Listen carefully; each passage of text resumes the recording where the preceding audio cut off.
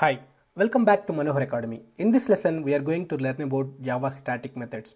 Before we continue to Java static methods, let's do a quick recap of what we have learned on Java variables.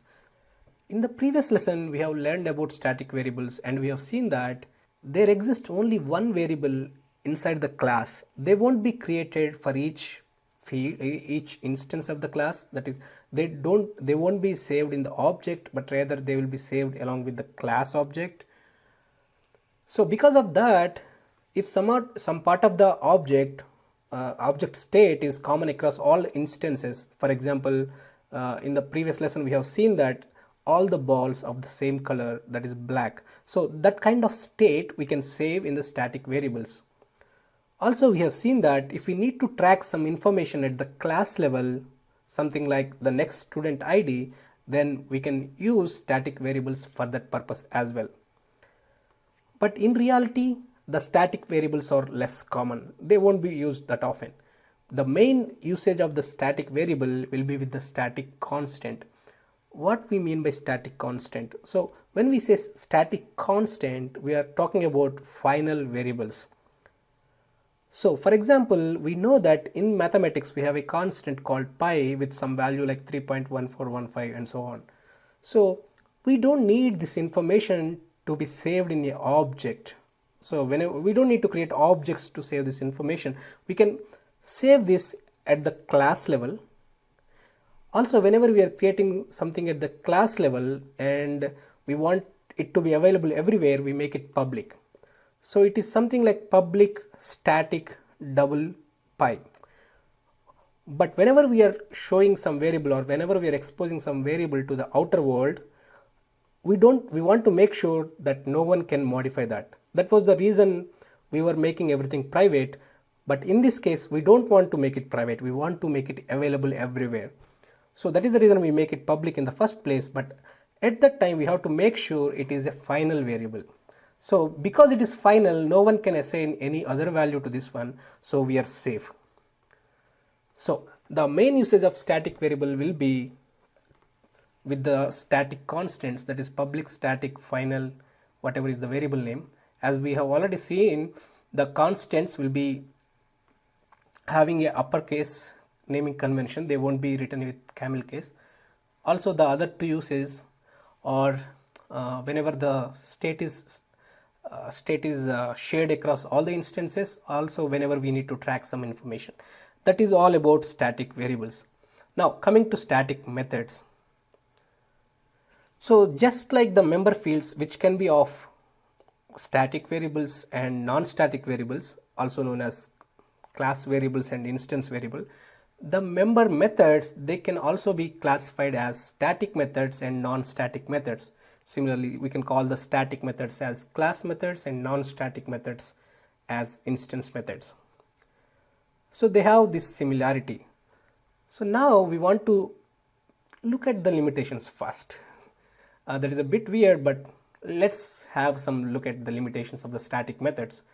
So static methods can access only static variables. They can't access instance variable. This is the first limitation. Why? Because just like static variables, the static methods are at the class level. They are not associated with any object, so it doesn't know how to read those field values that are saved in the object. So static methods can access only static variables. So because of that reason, inside the static method we can't use this keyword. So previously, whenever we are doing code in the constructor or in the toString method or any method, we were generally using this dot year, this dot month, this dot day to refer to the instance field or instance variable. But we can't do that in the static method. If you write this keyword in the static method, you are going to get a compilation error. Then static methods can call only other static methods. For the same reason, I mean, instance methods, they work on instance variable. They can also access static variables, but that's different. Static methods can't call the other non-static methods. They can call only static methods. Okay, what are the advantage? I mean, we have seen the limitations. We got it out of our door first. Now advantages. This is very exciting topic. So because of static methods, we can create library of methods. For example, if you see, we have a class called math, and inside that math class we have many mathematical functions or mathematical methods like sine function. These are all trigonometric functions: sine, cos, tan. Also we have min, max, logarithmic, power. So if you want to find 2 to the power of 10, we can use the method available in this class. Class name is math. We don't need to create any object. We can directly call these methods on this particular object. So we can create a library of methods. The other usage of static methods is to create factory methods and companion classes. So for example, to create a local date object, local date is just like our my date, but this is real date. I mean, whatever we are using for my date, we are using that only to learn, but local date is the actual class we have to use. Okay, when we want to create an object of local date, we call something like local date of, then we pass the values. Internally it calls the local date constructor, but we don't need to worry about how to call that constructor. So if we only give one method, it won't be, we can't appreciate. But now we can also call another static method called now. So if we call local date dot now, it internally calls the constructor and it will pass whatever is the current date. So the main advantage of static methods is these factory methods. So, because the name can be anything, it need not be class name, we are having more readable code. So we are creating a local date object of so and so date. We are creating a local date object that represents the current date. So like that. Also we have some companion classes, like if we want to create a path object, then we call paths.get. So here the get is a static method. Here the main advantage is inside that get method we can change any logic. No one worries about that. As long as the logic inside works and it returns a path object, we are fine. So we can create many companion classes also. Not only factory methods, we can also create companion classes.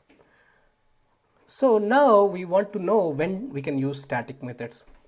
We have seen a limitation that static methods can access only static variables. So whenever we want to use static methods, we can use static methods only when we need access to only static variables, not instance variables.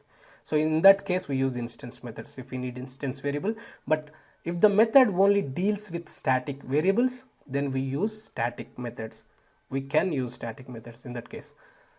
Also, whenever all the parameters or all the variables that are needed for this method are passed through parameters, then we can use static method. The good example is the power method inside the math class.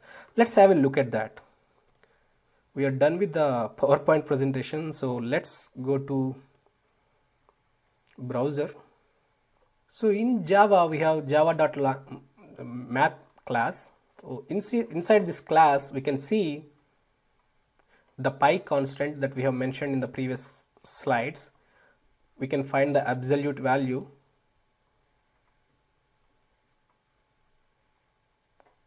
We can call cos h. These are trigonometric functions. We can call exponential functions. We can call logarithmic functions, max, min, and we can also call power method, first argument raised to the power of second argument. We can also get random values. We can find the square root of a number. So all these things we can call without creating any object. I will show you one of those methods.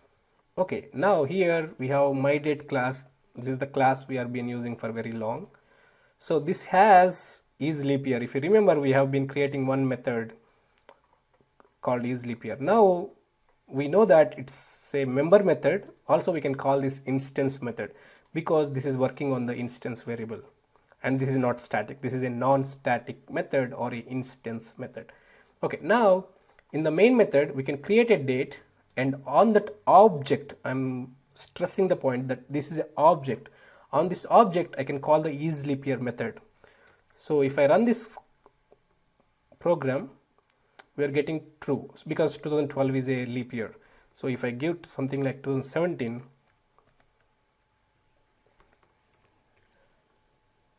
I'm getting false. That is okay. Now let's say, given a year, given some number which represents an year, something like 2014, I want to know whether it is a leap year or not. Now what I need to do is I need to create a class, not class, I need to create an object and pass that year some random date like January 1st or February 31st, or not February 31st, some value. Then I need to call isLeap year on that particular object. But that is very cumbersome. That's not what I want. The thing is, I have a year, I want to find out whether it is a leap year or not. So now what I am trying to achieve is I'm going to call the method isLeap year on the class itself, and I'm going to pass it some 400. I want to know whether this is a leap year or not. Okay, I'm not going to create any object. I am directly calling this method on the class. So whenever we call something on the class, we know that it is a class method or static method. So let's go ahead and create that method. So I'm going to do copy paste. We don't want to do that, but yeah. Now I am taking a argument here. Let's call it year or input year, just to, and or just call that year. And this should be public static, right? So, and first thing is, once it is static, inside static method we can't use this keyword. So if you see here, it says non-static variable, this cannot be referred in the static context. So we want to get rid of this. Okay, now it works fine. So if you see here, we have two methods. Both the methods are called isLeap year, but one is taking 0 arguments, one is taking 1 argument. This is called method overloading. We have seen the constructor overloading. So here my date is the constructor, same constructor, but they are taking different number of arguments. So we are fine there. So similarly here also we are fine. isLeap year without arguments, isLeap year with arguments. And the main point is here, this is instance method. We can call it only on the object. This is static method or class method. We can call it on the class, we can also call it on the object, but that is not preferred. We want to call it on the class itself. Okay, now this should work, whatever we have written. So if you click on this one, it goes to the static method. So if I run it, true. If I give something like 100, that is going to be false. So now we can appreciate that, I mean, we are having a here it is not a library, we are having a method, but this method rightly belongs to date class, and using that class we can find whether a given year is leap year or not, or we can find the number of days in February and all those things without creating any object. Okay, that is the main advantage of static methods, right? Also, as I said, we can call this method on the instance or object also. That is okay. So now also it is going to call that static method, but because I mean it knows that it is a static method, so it knows that this object belongs to the myDate class. So using that, it is calling the static method. But generally it is not preferred. Whenever it is a static method, we want to call it on the class itself, not on the object. Okay, that is all about static methods. We know what are the advantages, what are the limitations, when do we use static methods. So I will see you in the next class. In the next class, we are going to discuss about main method. We have been writing this method from the first class, but it took us 50 classes to understand why main method has this particular signature.